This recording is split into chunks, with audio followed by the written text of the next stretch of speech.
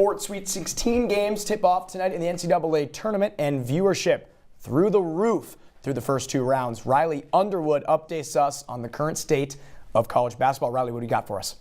Well, March Madness, the NCAA tournament, it's in full swing. The first and second rounds averaged 9.4 million viewers per game. That's the most since 1993. Even though there weren't many upsets through the first two rounds, many of the games ended up being pretty big blowouts. It's also despite a revolving door of who's who in college basketball today.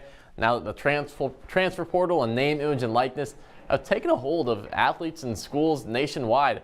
Out of all the starting fives for teams that made the Sweet 16, only 29 of the 80 starters are playing for the school they started at. And if you take out Purdue, the only school where all their starters began their careers at the current school, that makes it 24 out of 75 players, roughly 1.5 players per team.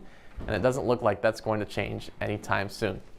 Next year, programs can opt into the House versus NCAA settlement, which would give schools a budget of $20.5 million to disperse to athletes across all sports however the college would like.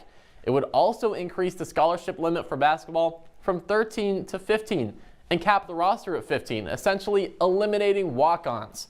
Before this year, the NIT was essentially the only secondary postseason tournament, but this year, Fox introduced the College Basketball Crown.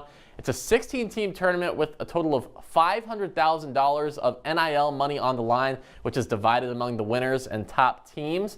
And the Big Ten, Big 12, and Big East, whose games are all carried on Fox, each automatically have 2 entries. And 13 of the 16 teams involved in the tournament, they have losing conference records this year.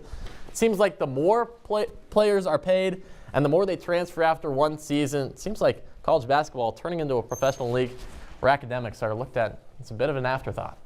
Yeah, Riley, I want to go to you first with this question because the transfer portal, I believe, has ruined college basketball in a way. It used to be where you had to sit out a year if you ended up transferring a program. I believe NIL is a good thing. You get to pay these players, their kids, they're buying their families' homes. I'm all for that.